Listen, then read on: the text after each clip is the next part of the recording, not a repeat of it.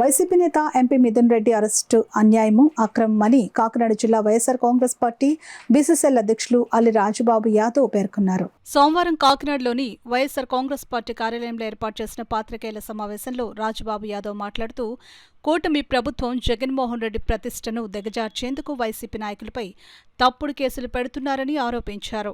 ఎన్నికల సమయంలో కూటమి నేతలు ఇచ్చిన హామీలను అమలు చేయలేక ప్రజల దృష్టిని మళ్లించేందుకు ఇటువంటి దుశ్చర్యలకు ప్రభుత్వం పాల్పడుతోందని ఆరోపించారు. ఈ కార్యక్రమంలో వైకాపా నాయకులు సిహెచ్ చక్రవర్తి, ఆర్ సత్య తదితరులు పాల్గొన్నారు. ఈ రెడ్ బుక్ రాజ్యాంగంలో భాగంగానే ఈ లిక్కర్ స్కామ్ అనే ఒక కొత్త జరగని స్కామ్ని చంద్రబాబు నాయుడు గారి ప్రభుత్వం తీసుకువచ్చి ఎవరైతే జగన్మోహన్ రెడ్డి గారికి అండగా సపోర్ట్గా ఉంటున్నారో వాళ్ళందరినీ ఒక్కొక్కరిని ఆ స్కామ్లో ఇరికించి జైలు పాలు చేయడం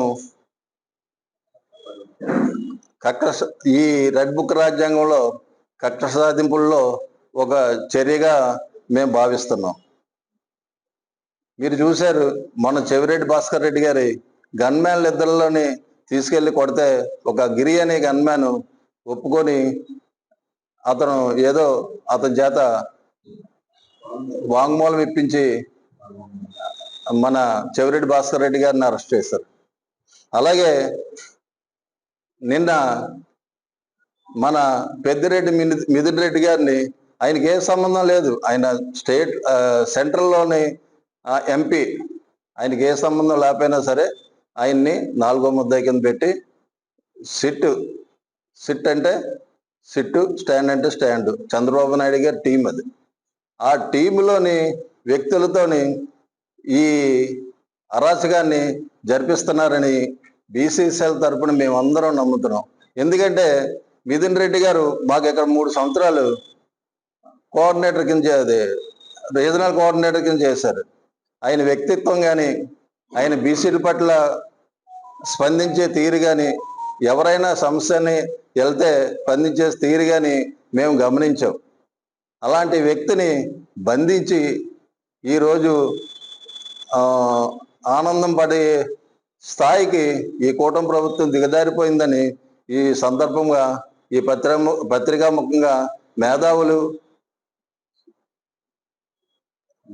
పెద్దలకి, ప్రజలకి అందరికీ విన్నవించుకుంటాం. అంటే మిథున్ రెడ్డి గారి మీరు అరెస్ట్ చేయడం దేశవ్యాప్తంగా సంచలనం రైతుంది. ఎందుకనంటే ఆయన సంబంధం లేని గొడవ, ఆయన ఇప్పుడు కూడా ఇందులో తలదూచినట్టుగా ఏ ఆధారాలు కూడా సిట్టు కూడా ఇంతకాలం వెయిట్ చేయడం గల కారణం అదే, ఏ ఆధారాలు చూపించలేకపోయింది. కానీ తప్పుడు దారిలో, ఎందుకంటే చంద్రబాబు నాయుడు గారు ఇలాంటి దాంట్లో తిట్టండి, ఇలాంటి నందిని పందెం చేయగలరు, పందిని నందిని చేయగలరు.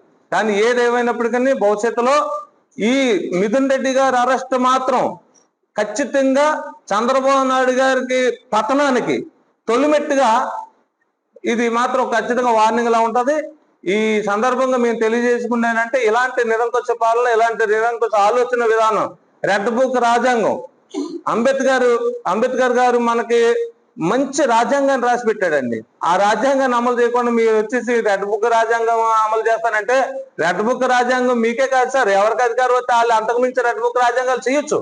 కానీ అలా చేసుకుంటూ పోతే రేపొద్దున మనుగడ మరుగైపోద్ది.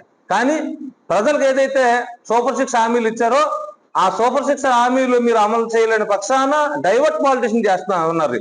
ఈ రోజు మీరు ఏదైతే అమరావతి, సింగపూర్ అది ఇదని ప్రయోగాలు పడిపోయారు, ఈ రోజు అది చెరువు అయిపోయి సముద్రం అయిపోతే కెరటాలు ఇరుగుతుంది.